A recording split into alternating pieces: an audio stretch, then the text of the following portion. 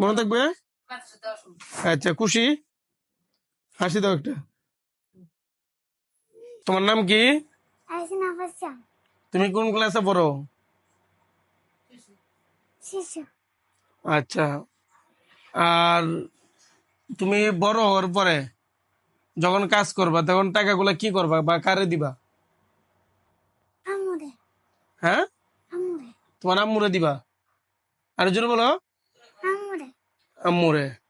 আচ্ছা, আজকে দুপুরে ভাত কি দেখাইছো মামা? হ্যাঁ, আলু আর ঝোল। আচ্ছা, কারণ তুমি কি তোমার আব্বুর দ্বারা যাও? যাও না? আচ্ছা, এখন তোমার কি খাইতে মনে আছে কও? মামারা বলো। আলু আর ঝোল তো এটা খাইছোস, তো আর কি খাইতে মনে